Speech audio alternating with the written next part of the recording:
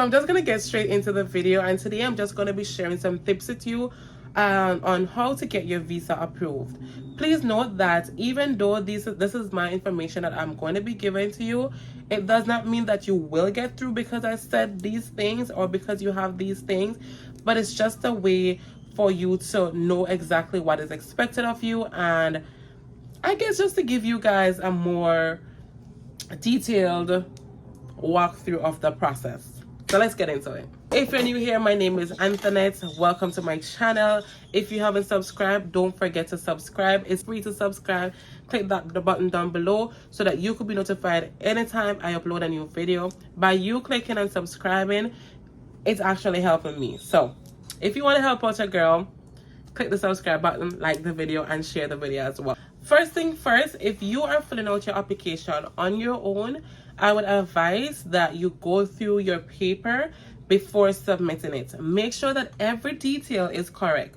So if you have to go over it 3 times, go over it 3 times to make sure that everything that you inserted is correctly inserted, because you don't want to make any mistakes, and then when it's time for you to do your interview, you have issues because on the paper you had something else. When it comes down to dress codes, I am honestly going to say you don't have to dress up in a nice office wear or, you know, all of that good stuff. Just dress nicely.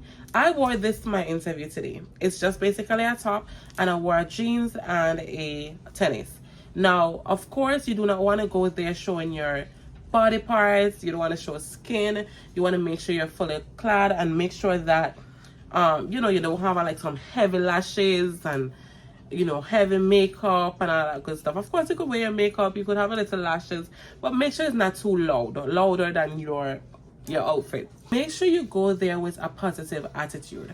Do not go there with a negative attitude, as well as even if the outcome is not what you would like or you would want, do not go there and display that character, because in the future, if you want to reapply, it can cause you, because now you were rude and now they don't want to give you your visa. So always make sure you have a positive attitude, as well as make sure, this is the most important thing, make sure that your social media platforms are clean. Do not post crazy stuff on your social media platforms. Do not, you know, go on there quarreling with people or having things that are going to reflect badly on you. Make sure your social media platform is clean and it's something that, you know, professionals would like to visit or could watch. You know what I mean? So once you're this is my DS160 form. This is the form that you have to fill out. Before going to the embassy. You have to print it out as well and then take it to the embassy with you. On this paper, I'm going to show you just a bit. On this paper, you have your first and last name, your date of birth, your country of birth, your sex, your passport number, the type of visa that you're applying for, as well as the date you completed the application and the confirmation number, as well as the location of your appointment. Now, the confirmation is very important because this is what they're going to use to pull up your information.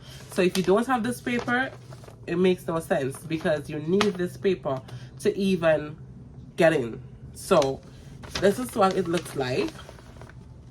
And don't worry if you don't have a photo to put on it while you when you complete your application. You can always just take your passport size picture with you, and you are going to see that as well, because sometimes we do not have like the electronic photo to put there, so we could just take our passport. I took this one this morning and then I went to the embassy right after, so, and I came back with it. So it's just to basically, they're just gonna scan it to put on your visa when it's approved, and that's about it. All right, now that we get this out of the way, let's get into the tips.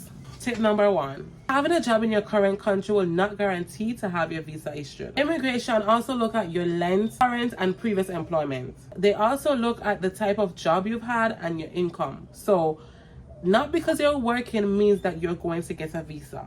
I always say, make sure once you're going to the visa appointment, you have a good amount of money in your account. And by a good amount of money, I'm not saying, oh, you should have $1 million in your account, but make sure the amount of money that you have could probably buy your plane ticket, could work for your accommodation, transportation, food, and of course spending money. So I would say if you can gather up that money that can show that, hey, I can pay for myself, I can provide for myself once I'm over there, etc., etc., etc., that is also a better way too. Sometimes they honestly do not ask you for these things. They would just basically just ask you questions. They would not ask you to see a bank statement and so forth, but it all depends on the immigration officer that you get. So make sure that you're always prepared no matter what. Number 2, make sure you have some type of tie to your country. I know I mentioned that, you know, your work will not guarantee that visa, but then do you have anything else in your country? Do you have a land? Do you have kids? Do you have a spouse? Do you have a mother or someone that you're taking care of that needs you there? Make like anything that ties you to your country. And remember that every country is different, but once you have something that ties you to your country, you have a better chance of obtaining that visa. Number 3, make sure you speak proper English. Sometimes I know we get so used to speaking our, you know, our own language or our own, you know, culture. You know what I mean, right? Sometimes we get used to speaking our own local language, and sometimes we forget to. We do not know how to like switch from that to English. Speak proper. Yes, I am. My name is, or you know, stuff like that. Just make sure you're prepared to speak proper English. Number, I'm not too sure where I'm at, but I believe I'm at the other one. So let's move on. Speak for yourself. Do not try to bring a family member or a friend, because the counselor do not want to speak to them. They want to interview you because it's your application. I feel like a negative impression is created when you're not prepared to speak for yourself. So make sure that you walk in there confident as ever, and make sure that you are ready to speak for yourself. Another thing I would say is make sure that you are confident and you know exactly what you are about. Make sure you're to the point. If they ask you a question, answer it. 1 + 1 is 2. Don't overdo it. Like if they ask you one question, make sure you answer to that question. Do not add, do not take away, just answer the question that is being asked. Know what program you're applying for. So if you're going there for a B1, B2 visa, make sure you know about it. You know what it's about. So for example, I went in for my J1 visa.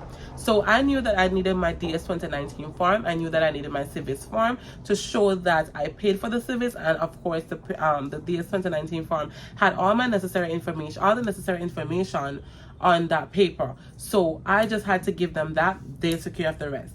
Now I did have like extra documents just in case they wanted to see like bank statements and so forth. I had that as well. And you also have that option on the site where you can say that someone else is paying for your tickets or your travel. And if you can prove to them that someone is paying by showing them their bank accounts and so forth, that can work out for you as well. And as I mentioned before, make sure you have all the necessary documents. Again, they may not ask you for them, but make sure you have it. All I'm saying is, when going for a visa, I know that it's a lot of money that's being spent. So sometimes we might, you know, we might be anxious and so forth, but try not to show how nervous you are when you're going up there, because you don't want to give the wrong impression, and you just want to make sure that you're confident. Once you do get through with your visa, you should be receiving a yellow paper. I'm not sure if this is for all, you know, everyone, but this paper basically tells you that your visa has been conditionally approved, and it gives you like the website where you can go and check your visa status to see when it has been issued, and then it also tells you where to pick up your, oh, my lighting is gone. Okay, it's time for me to stop talking. But it will also tell you where to pick up your passport once it has been approved as well.